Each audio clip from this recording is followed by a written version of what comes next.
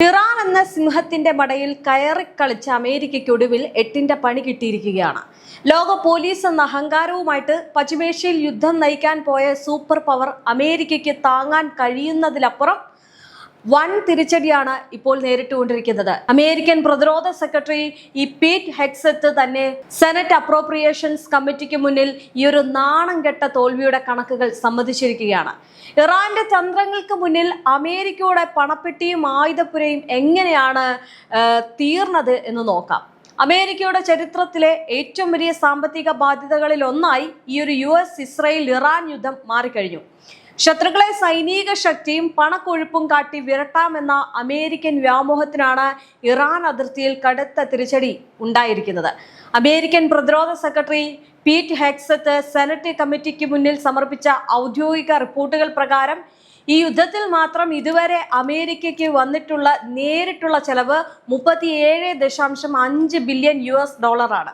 അതായത് ഇന്ത്യൻ രൂപയെ കണക്കാക്കി കഴിഞ്ഞാൽ ഏകദേശം 3 ലക്ഷം കോടി രൂപ. ഇറാനെതിരെ ഇസ്രായേലിന് ആയുധങ്ങളും വ്യോമ പ്രതിരോധ സംവിധാനങ്ങൾ എത്തിക്കാനും ചെങ്കടലിലും പശ്ചിമേഷ്യയിലും സ്വന്തം യുദ്ധക്കപ്പലുകൾ വിന്യസിക്കാനുമാണ് അമേരിക്ക ഈ ഒരു വൻതുക ഒഴുക്കിയത്. എന്നാൽ ഇത്രയധികം പണം ചിലവഴിച്ചിട്ടും ഇറാന്റെ പ്രതിരോധ കോട്ട തകർക്കാൻ അമേരിക്കയ്ക്ക് കഴിഞ്ഞിട്ടില്ല. അമേരിക്ക അത്യാധുനികമെന്ന് വീമ്പിളക്കിയ പേട്രിയോട്ട് മിസൈലുകളും പ്രതിരോധ സംവിധാനങ്ങളുമാണ് ഇറാന്റെ ഡ്രോൺ മിസൈൽ ആക്രമണങ്ങൾക്ക് മുന്നിൽ നിഷ്പ്രഭമായത്. കോടികൾ വിലയുള്ള ഓരോ അമേരിക്കൻ മിസൈലുകളും ഇറാന്റെ വില കുറഞ്ഞ ഡ്രോണുകളെ തടയാൻ വേണ്ടി മാത്രം ഉപയോഗിക്കേണ്ടി വന്നു എന്നത് വാഷിംഗ്ടണിനെ സാമ്പത്തികമായിട്ട് തളർത്തി. ഇസ്രായേലിനെ രക്ഷിക്കാൻ അമേരിക്ക നികുതി പണം കോടികളാണ് പ്രതിരോധ സെക്രട്ടറി പീറ്റ് ഹെഗ്സെത്ത് ഒഴുക്കിക്കളഞ്ഞത്. ഈ പെന്റഗണിന്റെ ആയുധശേഖരം തന്നെ ഒഴിഞ്ഞു തുടങ്ങിയതോടെ അമേരിക്കൻ സെനറ്റിൽ ഭരണകൂടത്തിനെതിരെ കടുത്ത വിമർശനങ്ങളാണ് ഇപ്പോൾ ഉയർന്നത്. അവിടുത്തെ ജനങ്ങൾക്ക് കൊടുക്കാൻ പണമില്ല, അവിടുത്തെ ജനങ്ങളുടെ ജീവിതം വലിയ പ്രതിസന്ധിയാകുന്നു, പെട്രോൾ വില കൂടുന്നു. അങ്ങനെ സാമ്പത്തിക ലാഭം ഉണ്ടാക്കുമ്പോൾ അത് മറുവശത്തു കൂടി ഒഴുകി പോകുന്ന കാഴ്ചയാണ് കാണാൻ സാധിക്കുന്നത്.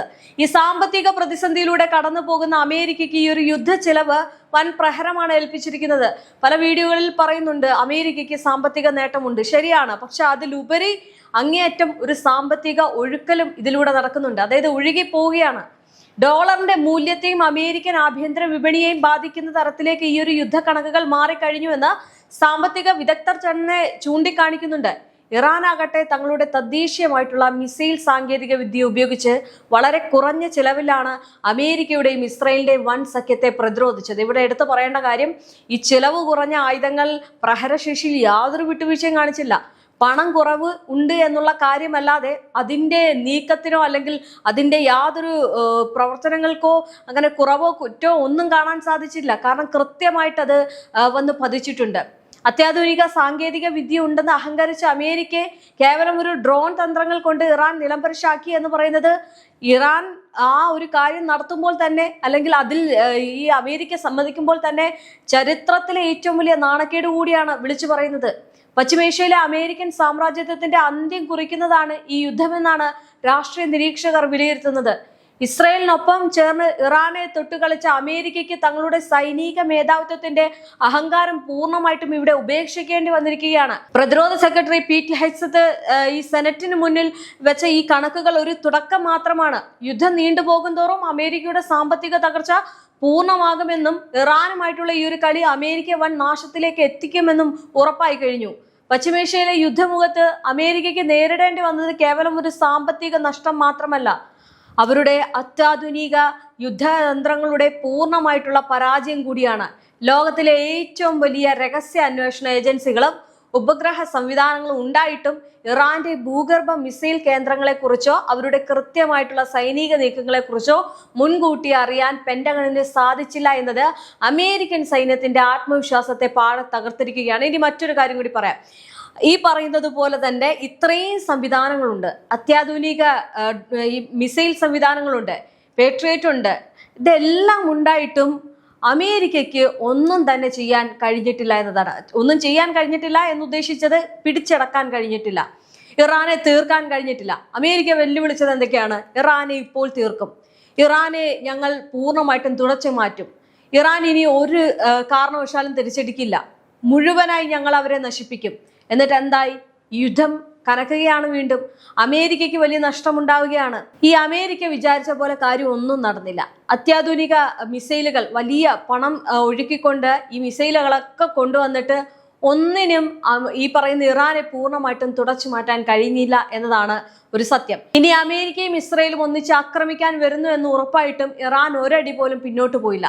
തങ്ങളുടെ തദ്ദേശീയ മിസൈലുകളായിട്ടുള്ള ഫത്താപ്പും അതുപോലെ തന്നെ ഖൈബർ ഷെഖറും ഉപയോഗിച്ച് ഈ ഇസ്രയേലിന്റെ സൈനിക താവളങ്ങളെ ലക്ഷ്യമിട്ടപ്പോൾ അവയെ തടയാൻ അമേരിക്കയ്ക്ക് തങ്ങളുടെ പക്കലുള്ള ഏറ്റവും ചിലവേറിയ മിസൈൽ പ്രതിരോധ സംവിധാനങ്ങൾ മുഴുവൻ പുറത്തെടുക്കേണ്ടി വന്നു. ഓരോ ഇറാന്റെ മിസൈലുകളും തകർക്കാൻ വേണ്ടിയിട്ട് ലക്ഷക്കണക്കിന് ഡോളർ വിലയുള്ള 3ഉം 4ഉം അമേരിക്കൻ മിസൈലുകൾ പാഴാക്കേണ്ടി വന്നത് വാഷിംഗ്ടണിനെ കടുത്ത പ്രതിരോധത്തിലാക്കി. ഇതിന് പുറമെ ചെങ്കടലിൽ അമേരിക്കൻ യുദ്ധക്കപ്പലുകൾക്ക് നേരെ ഇറാൻ അനുകൂല ഹൂത്തി വിമതർ നടത്തിയ തുടർച്ചയായിട്ടുള്ള ആക്രമണങ്ങൾ പശ്ചിമേഷ്യൻ മേഖലയെ കപ്പൽ ഗതാഗതത്തെ പൂർണ്ണമായിട്ടും സ്തംഭിപ്പിക്കുകയും ചെയ്തു. ലോക വ്യാപാരത്തിന്റെ സുരക്ഷ ഉറപ്പാക്കാൻ ഇറങ്ങിയ അമേരിക്കൻ നാവികസേനയ്ക്ക് സ്വന്തം കപ്പലുകളുടെ സുരക്ഷ ഉറപ്പാക്കാൻ പോലും കോടികൾ അധികമായിട്ട് ചിലവഴിക്കേണ്ടി വന്നു. ഈ മേഖലയിലെ സൈനിക വിന്യസനത്തിന് മാത്രം പെന്റഗണിന്റെ ബജറ്റിൽ നിന്ന് വൻ തുകയാണ് ചോർന്നുപോയത്.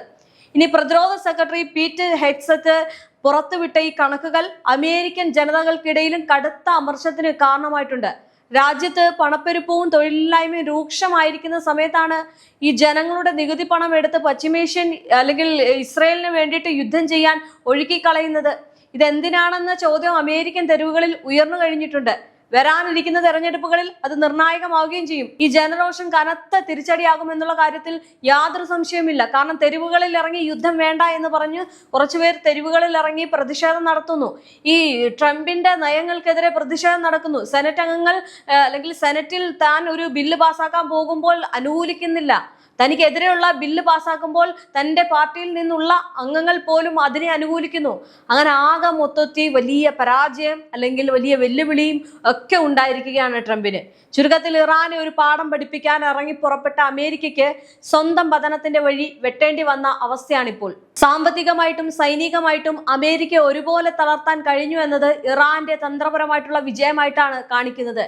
ഈ ഭൂമിയിൽ ഇനിയൊരു തിരിച്ചുപോക്ക് അമേരിക്കയ്ക്ക് അസാധ്യമാണെന്നും ഇറാനോട് മുട്ടാൻ പോയ ലോക പോലീസിന് ചരിത്രത്തിലെ ഏറ്റവും വലിയ നാണക്കേടാണ് സമ്മാനിക്കപ്പെട്ടത് എന്നും ഈ കണക്കുകൾ അടിവരയിട്ട് പറയുന്നു. അമേരിക്കൻ പ്രതിരോധ സെക്രട്ടറി പീറ്റ് ഹെഗ്സെറ്റ് സെനറ്റിന് മുന്നിൽ വെച്ച ഈ ഒരു കണക്കുകൾ കേവലം ഒരു അക്കങ്ങൾ മാത്രമല്ല, മറിച്ച് ലോകത്തിനു മേൽ തങ്ങൾക്കുള്ള ആധിപത്യം അവസാനിക്കുന്നു എന്ന അമേരിക്കയുടെ ഭയത്തിന്റെ തുറന്നു പറച്ചിൽ കൂടിയാണ്. ആയുധബലവും പണക്കൊഴുപ്പും കൊണ്ട് ഏതൊരു രാജ്യത്തെയും കീഴ്പ്പെടുത്താമെന്ന വാഷിംഗ്ടണിന്റെ അഹങ്കാരത്തിനാണ് ഇറാന്റെ മണ്ണിൽ നിന്ന് കൃത്യമായിട്ടുള്ള മറുപടി ലഭിച്ചിരിക്കുന്നത്.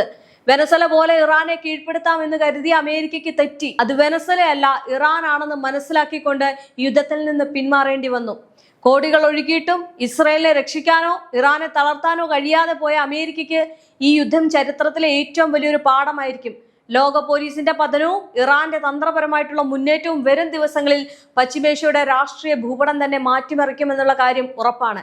എന്തായാലും യുദ്ധം വരുത്തി വെച്ചത് അമേരിക്കയും ഇസ്രയേലുമാണ്. ആ യുദ്ധത്തിൽ ഇരുട്ടടി കിട്ടിയതും ഇരു രാജ്യങ്ങൾക്കാണ്.